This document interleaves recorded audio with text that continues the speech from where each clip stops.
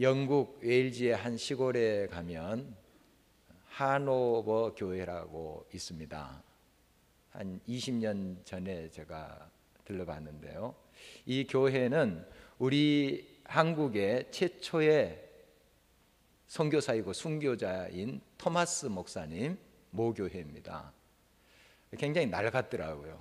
그리고 교인들이 한 7, 8명 밖에 안 된다고 그래요. 거기에 이제 찾아갔더니 아무도 없었어요.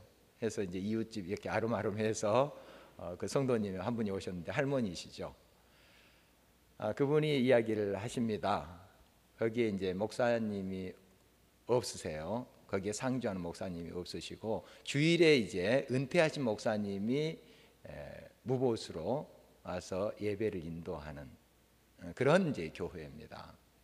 그런데 한 100여 년 전에 얼마나 왕성하게 이 교회가 일어났는데 시골 교회입니다.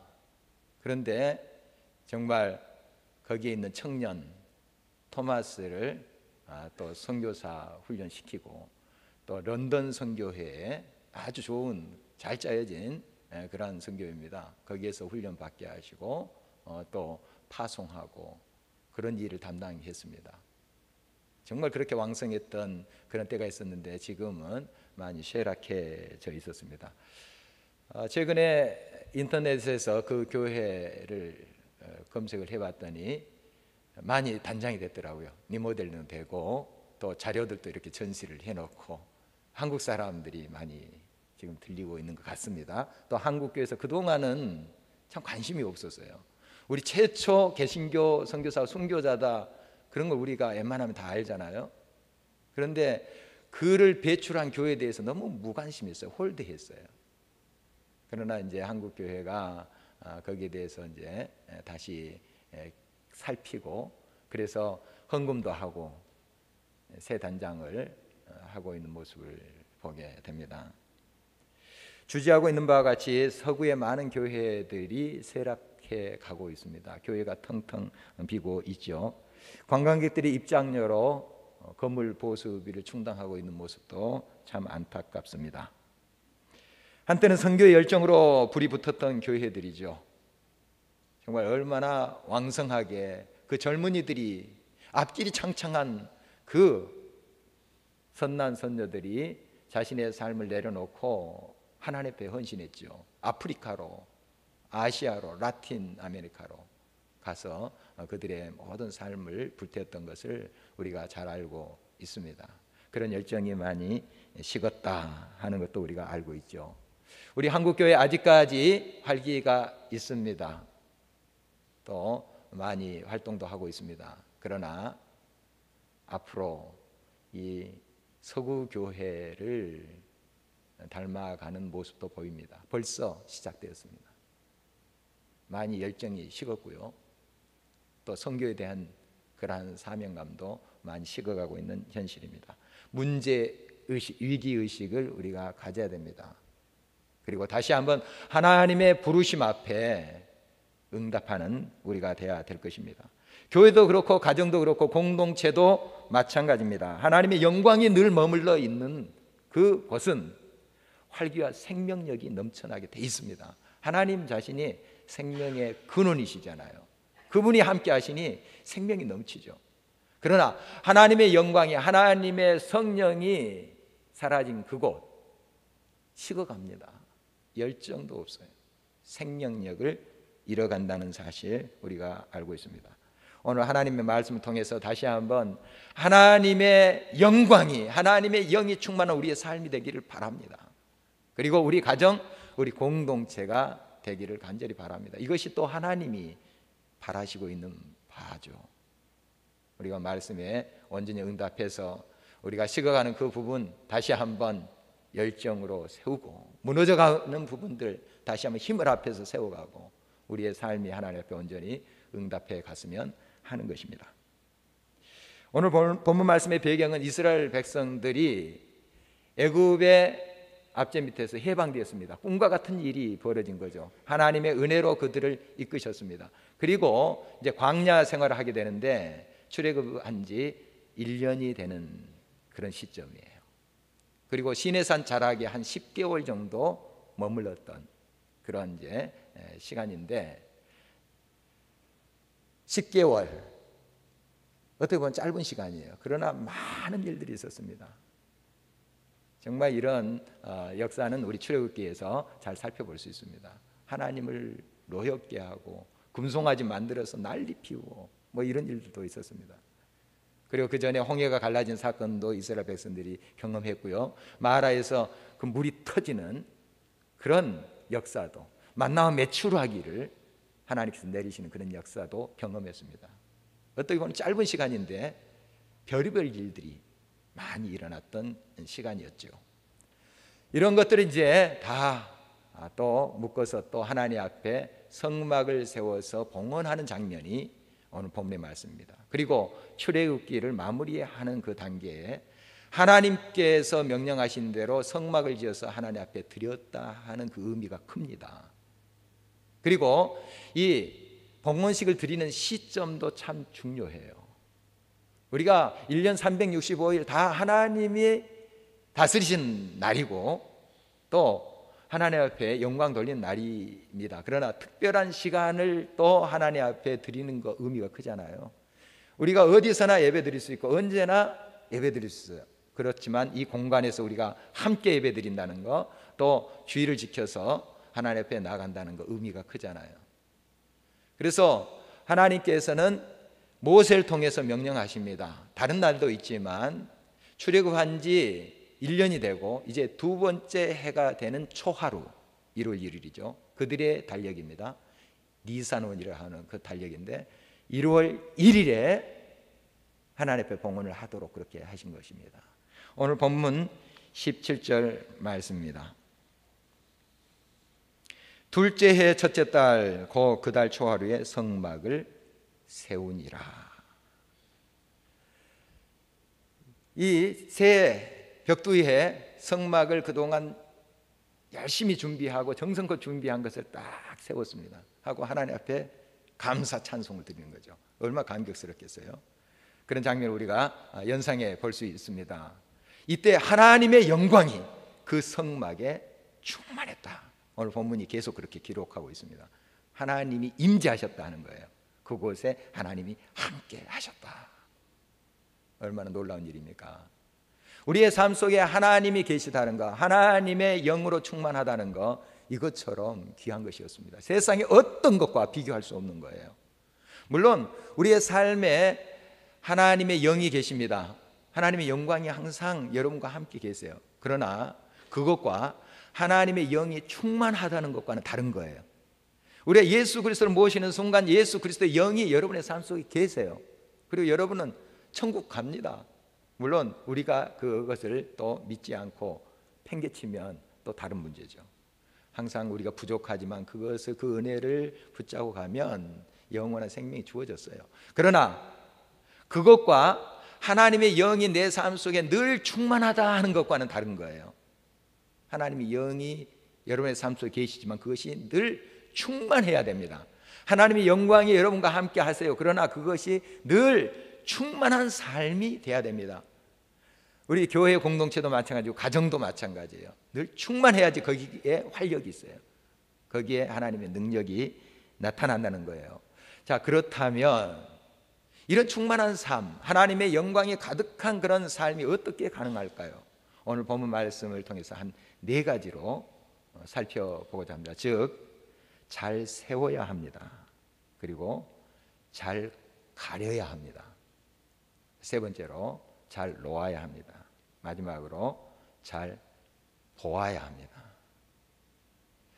이제 구체적으로 하나하나씩 살펴보도록 하겠습니다. 먼저 잘 세워야 하는 것이죠. 성막을 잘 세웠습니다.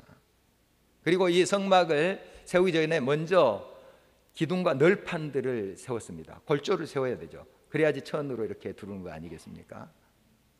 그래서 이렇게 차근차근 세워가는 그런 모습을 보게 됩니다. 이 성막은 미리 하나님께서 모세를 통해서 보여주신 거예요. 모세가 디자인한 건 아닙니다. 하나님이 보여주신 것입니다.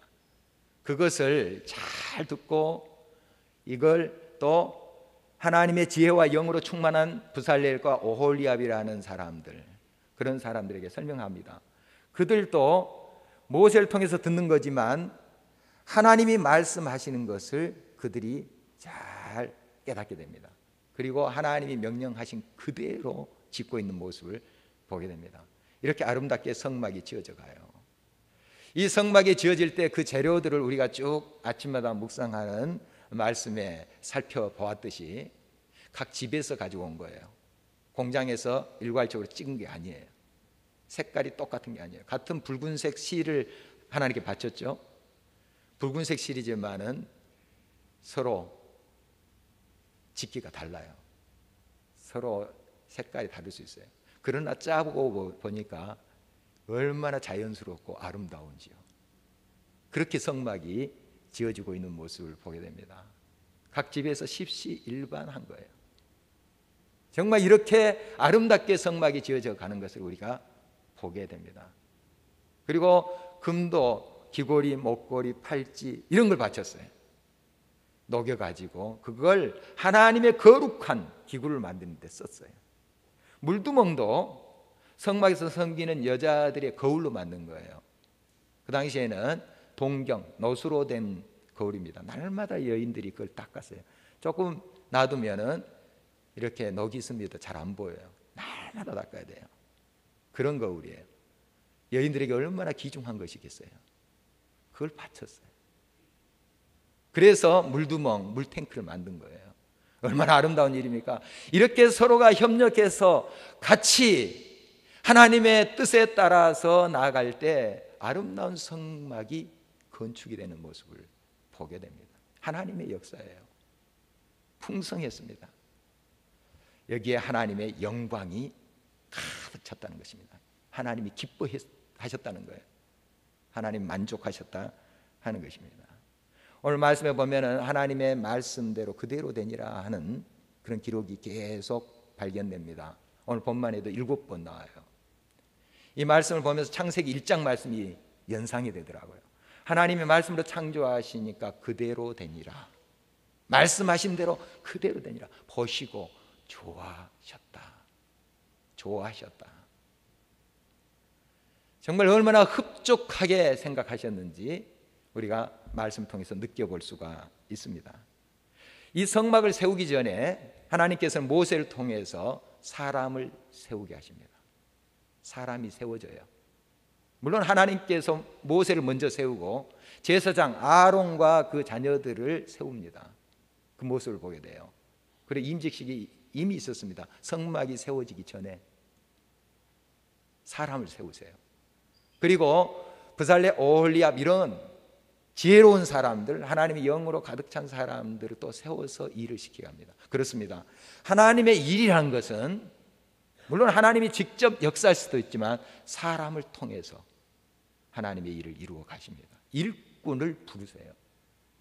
여러분, 한 사람 한 사람이 하나님의 나라를 위해서 부름받은 일꾼임을 기억하십시오. 하나님은 여러분을 세우십니다. 여러 가지 방법을 통해서, 길을 통해서 여러분을 세우세요. 하나님은 이렇게 사람을 세우십니다. 사람이 세워져야 됩니다. 이 사람이 세워지기 전에 또 세워진 게 있습니다. 법이에요. 말씀, 율법. 이것이 세워져요. 모세를 통해서 그것이 또 기록되게 하는 것을 보게 됩니다. 이 모든 것은 하나님께서 디자인하시고 명령하신 거예요. 말씀하신 것입니다. 법이 세워졌다는 거예요. 그렇습니다. 우리가 성막도 세우고 사람도 세우지만 먼저 해야 될 것이 있습니다. 법이 세워져야 돼요. 여러분의 중심에 하나님의 말씀이 세워져야 된다는 사실입니다. 항상 점검하십시오. 여러분 삶의 중심에 무엇이 놓여 있는지요? 말씀입니까? 아니면 내 주관입니까? 세상의 가치관입니까? 늘 점검하면서 우리의 중심에 세워져야 될 것, 법이에요. 말씀, 하나님의 뜻, 이것이 세워져야 됩니다. 이것이 분명히 세워질 때 우리의 삶은 그리스도의 향기가 됩니다. 하나님의 영광이 충만하게 되고 많은 사람들이 그것을 보게 돼요. 야, 진짜 향기나는 교회구나. 정말 저렇게 믿는 것이 예수를 제대로 믿는 것이야. 향기가 나게 돼 있어요. 법이 세워지면, 말씀대로 따라 살면 그 삶에 하나님의 영광이 드러나게 돼 있습니다. 여러분, 이것이 중요합니다. 법을 세워야 돼요. 우리 가정 중심에, 이 교회 공동체 중심에 법이 세워져야 됩니다. 말씀 중심이 돼야 된다는 뜻입니다. 그러므로 날마다 하나님 말씀 앞에 우리 자신을 비워야 되고 그 말씀을 온전히 따라야 됩니다. 모세가 자기 뜻대로 디자인한 것 아닙니다. 부살렙과 오홀리압이 자기들 재능이 있다고 해서 자기 마음대로 한 것이 아니에요. 하나님이 말씀하신 그대로 했습니다. 이것이 중요해요. 우리의 삶을 살다 보면은 내 주관이 앞설 때가 있습니다. 그때마다 그거 내려놔야 됩니다. 발견될 때마다 하나님께 내려놓고 하나님의 말씀이, 법이 내 중심에, 내 삶의 중심에 세워지도록 해야 돼요. 이 사실이 중요합니다. 말씀을 준비하면서 지난 주간에 인터넷을 통해서 한 노학자의 간증이기도 하고요, 책에 있는 내용을 이렇게 소개하는 것을 봤습니다. 한 2시간짜리인데 한 4토막으로 이렇게 나눠놨더라고요. 우리 모 기독교 방송국에서 작년에 방영한 것입니다. 그 노학자는 최근에 예수님을 영접했어요. 한 5, 6년 전에 예수님 영접했는데 딸의 정말 그 불치의 병이라 하는 것을 하나님께서 기적적으로 고쳐주셨어요. 정말 간절히 하나님을 한번 찾아봤대요. 고쳐주시면 내가 하나님 믿겠다고.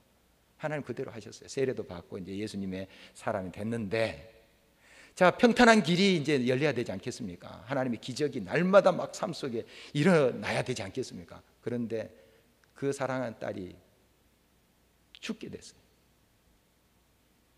외손자가 죽습니다. 아무리 하나님을 믿고 자기의 양심과 자기의 명예를 걸어서 내가 이제 하나님의 사람입니다 선포를 했지만 흔들리지 않겠어요. 이런 하나님 내가 믿고 싶지 않다는 거예요. 그런 말씀 하시더라고요. 믿고 싶지 않았대요. 순간에 그런 마음이 들지 않겠습니까? 다 사람인지라 이런 흔들림이 있어요. 그러나 그 고난의 늪을 통과하면서 하나님께서 깨달음을 주시는 거예요. 거기에서 천국을 보게 하신 거예요. 말씀을 만나게 하신 거예요. 그의 심령에, 그의 삶 중심에 말씀이 우뚝 서게 하신 거예요. 지식으로만 알았던 그 말씀이 삶의 최후가 되는 거예요. 물론 자기가 아직도 많이 부족하고 자꾸 흔들린대요. 그렇지만은 그 전에 그렇게 의심스러웠던 노아의 방주 사건, 성경에 나오는 여러 어떻게 보면은 말도 안 되는 그런 이야기들이 믿어진대요. 지금은 그냥 믿어진대요. 이게 은혜지 않겠습니까? 이것이 말씀이 그 중심에 서 있는 거예요. 말도 안 되는 소리가 성경에 있다고 이렇게 생각했던 건데 지금 그게 믿어진대요. 고난의 의미가 확실하게 와 닿는데, 그래서 이제 추위에 대한 이야기를 많이 하시더라고요. 추위. 그리고 젊은이들이 이제 이렇게 객석에 앉아 있는데, 여러분 교회 왜 다니십니까? 예수님 왜 믿습니까? 행복하기 위해서 예수님 믿습니까? 그런 목적으로 예수님 믿지 마십시오. 오히려 추위를, 고난을 선택하세요. 지금 80세가 넘으셨는데 그런 도전을 하고 있더라고요. 왜? 물론 우리가 일부러 고난을 선택하고 뭐 날마다 삶이 그냥 문제투성이로 그렇게 되는 걸 원치 않지요. 본인도 그래요. 지금도 그런 기도를 드린대요. 하나님, 이제 더 이상 아프지 않았으면 좋겠습니다. 뇌 수술까지 받으셨더라고요. 좀 이런 고통 없었으면 좋겠습니다. 솔직한 마음이래요. 그러나 하나님께서 이러한 고난과 추위를 통해서 그 가운데 역사하신 것을 그가 느끼면서 그 안에 진리의 깨달음을 주면서 세상에 알 수도 없고 줄 수도 없는 환희, 그 기쁨, 그 감격, 이것을 체험하니까 정말 바로 이것인데, 하나님 안에서 내가 서 있는 것이 이런 큰 기쁨인데 몰랐구나 하는 걸 깨달아 간다는 그런 고백이었어요. 여러분, 일부러 여러분의 삶 속에 큰 혹독한 시련과 어려움을 만들어낼 필요는 없겠습니다. 이 말씀의 초점은 그거예요. 말씀이 그의 삶에 세워져 있으면, 법이 그 중심에 세워져 있으면 어떤 환난, 어떤 어려움, 평탄한 가운데도 낙담하거나 자만하지 않아요. 중심 잡고 가는 거예요. 말씀이 그렇게 만드는 겁니다. 여러분, 말씀이 여러분의 삶을 주관하도록 하세요. 말씀이 중심이 돼야 됩니다. 우리가 연세가 들수록 두 가지의 형태의 삶의 모습이 드러납니다. 정말 이분 이렇게 보면서, 물론 완벽할 수가 있겠습니까? 사람인데 여러 허점도 있고 또 부족한 것도 많겠죠. 그러나 참 아름답게 늙어가시는구나. 정말 마음 중심에 하나님을 찾고 하나님 말씀이 늘 세워지도록, 자기가 가진 지식들 많잖아요. 경험도 많잖아요. 그걸 비우면서 하나님의 말씀을 그 가운데 세워가는 모습, 거기에서 이 모든 것이 정리되어 가는 모습, 그 삶이 아름답게 보이더라고요. 여러분, 그렇습니다. 여러분의 삶의 중심에 무엇이 있습니까? 여러분의 주관과 여러분의 가치관이 중심에 있으면 하나님의 영광은 떠나는 거예요. 거기에 활력과 생명력이 없는 거예요. 하나님의 법이 여러분의 삶의 중심에 서 있을 때 그 하나님의 말씀은 생명입니다. 능력이에요. 이 말씀이 여러분을 아름답게 하실 거예요. 하나님의 영광을 드러내게 하십니다. 그리고 그의 삶에 그리스도의 향기가 드러나게 하신다는 사실입니다. 또한 우리는 잘 가려야 합니다. 오늘 21절 말씀을 주목해 보십니다. 또 그 교회를 성막에 들여놓고 가리개 휘장을 늘어뜨려 그 증거궤를 가리니 여호와께서 모세에게 명령하신 대로 되니라. 휘장에 대한 이야기가 많이 나오죠.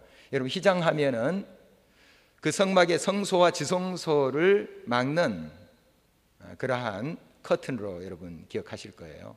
이 휘장만 있는 게 아닙니다. 이 성소랑 성막들과 연결되어 있는 그 부분도 휘장으로 되어 있어요. 그리고 성막 뜰문, 오늘 본문에 뜰문 나오는데 그 뜰문과 이스라엘 백성들의 진영 사이, 세상이죠. 거기가 막는 문에 휘장이 있어요. 휘장이 여러 개 등장합니다. 이렇게 휘장들을 왜 만드셨을까? 왜 가려놓으셨을까? 하는 의미, 여러분 주목해야 됩니다. 물론 우리는 이 세상 속에 담을 쌓고 살자 하는 것은 아닙니다.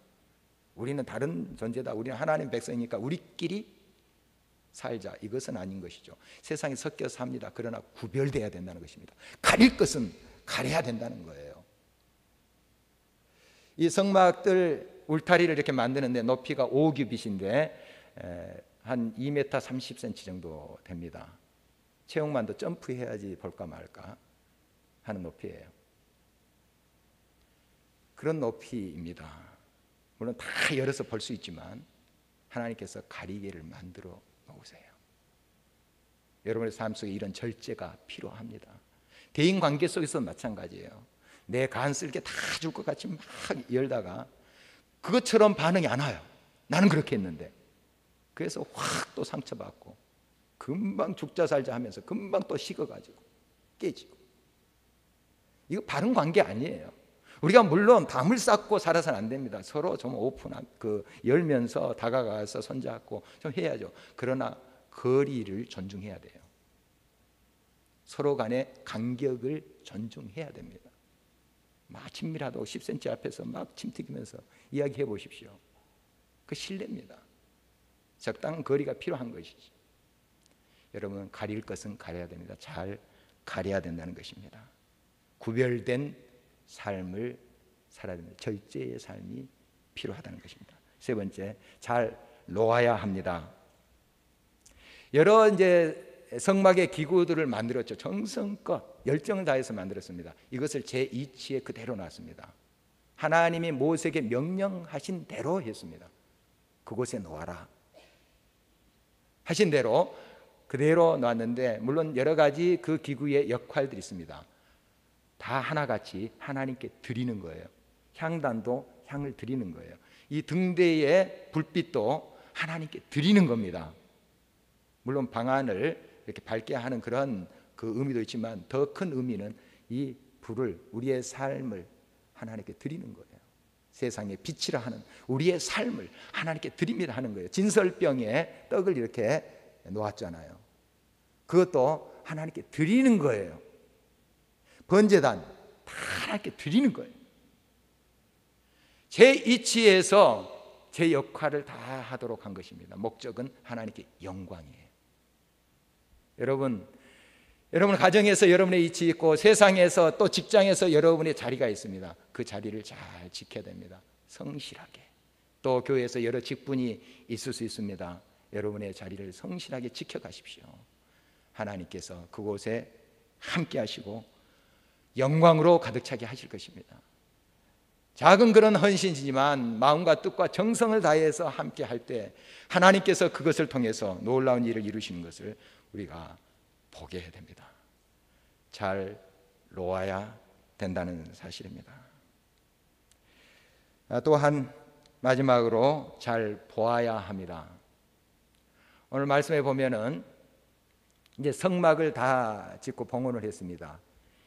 이제 시내산 기슭에서 머물다가 하나님께서 그들을 이동시킵니다. 이동시킬 때 어떻게 하냐면 우리가 잘 알고 있는 구름기둥, 불기둥으로 안내를 하시는 것을 보게 됩니다. 물론 원문에 보면 기둥이라는 말은 없습니다만 어떻든 구름과 불의 형상으로 이렇게 사인을 줘서 그들을 인도하시는 모습을 보게 됩니다. 무엇을 의미합니까? 너희들 마음대로 떠나거나 멈추거나 하지 말라 하는 거예요. 하나님이 인도하신 대로 가라고 하면 가고 멈추라고 하면 멈추라는 거예요. 그 자리에 서 있으라 하면 서 있는 거고 앉으라 하면 앉는 거예요. 하나님의 명령을 온전히 바라보면서 하나님을 바라보라 하는 것입니다. 그래서 우리가 잘 봐야 됩니다. 늘 성막을 바라보고 하나님의 임재를 바라봐야 됩니다. 그때 하나님의 사인을 우리가 읽을 수가 있습니다. 이렇게 하나님께서 늘 이끄신 대로 우리의 삶이 응답되기를 간절히 바라는 것입니다. 정말 이스라엘 백성들에게 하나님께서 섬세한 손길로서 인도하셨습니다. 그러나 그가 하나님의 말씀에 따라서 또한 모세가 성막을 다 지었지만 다 완성된 것은 아닙니다.